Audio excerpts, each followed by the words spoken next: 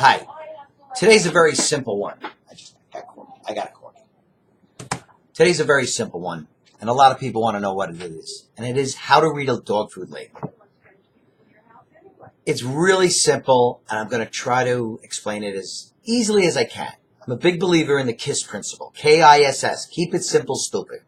So, first, ingredients are listed by weight prior to processing.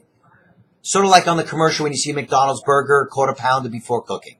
So, this is strictly by weight, not percentage, not volume, nothing but weight prior to processing. Descending order. When you look at the label, you may want to get your food and just replay this again. But when you look at your label, look down the ingredients until you see fat or oil. Fat or oil is where everything before that is listed is a huge quantity of the food. Anywhere from 85 to 95% of the food is from the fat forward. After that are the micronutrients. You could have some ingredients that are a little bit larger than a micronutrient, but nonetheless they're 30 pounds a ton, 20 pounds a ton, something like that. And that's where the manufacturers put in all the cool stuff, even though they're really not in the food. They put cranberries, and they put yogurt, and all this cool, wonderful, yuppie stuff. And it's really not in the food. There's a pound a ton, 2 pounds a ton. Where is that in the food? So now that we made that clear, fat forward is most of the food. Fat after is very little of the food. Now, micronutrients have an important play. The vitamins, minerals, all that has an important play. Don't get me wrong. But I just want you to understand that. And the fat can be 12, 18% of the food anyway. So, from the fat forward, not counting the fat, is a lot of the food. Okay, so now you have a food that has lamb, and not lamb meal, but has lamb. We use lamb, not lamb meal. Well, lamb doesn't cook in extrusion machineries, okay? And that it has to be a liquid form. And what happens when you make a liquid form? It's very heavy.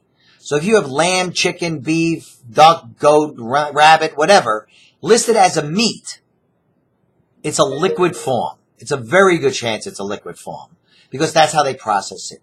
And by them making the meat liquid, like a hot dog liquid, it's listed high in the ingredient list, right?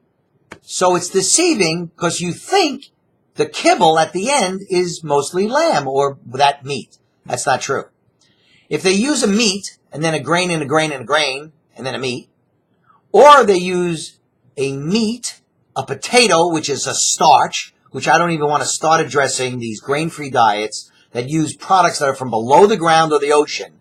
Tapioca, pea starch, potato, sweet potato.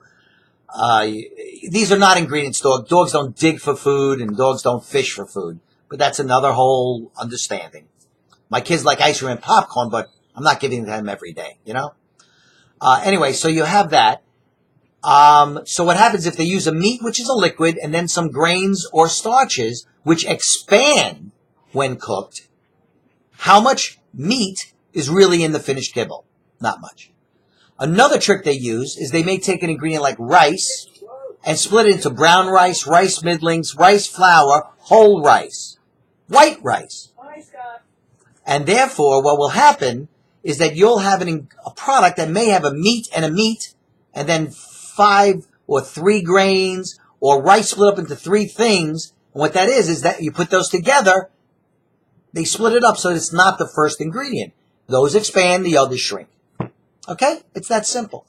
Now, why am I telling this? Because I'm the only guy left in the industry, I believe, that's making a dried dog food with lamb meal from New Zealand and chicken meal from America as the first 2 ingredients.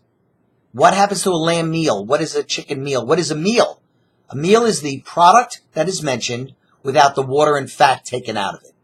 So you have a very concentrated 70, 80% protein product, very rich and thick. That's a dry powder. That's when it's cooked with the other ingredients, with the steam and the water, it expands. so that you end up with more meat in the finished product.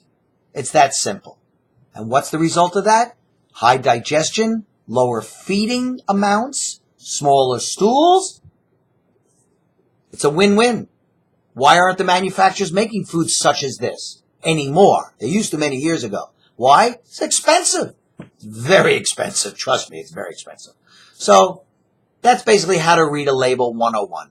I hope that's interesting. I hope you learned something. Please visit Viand, give us a shot, and we'll guarantee you that your dog will be much, much better on better food and less of it. You take control. Thank you.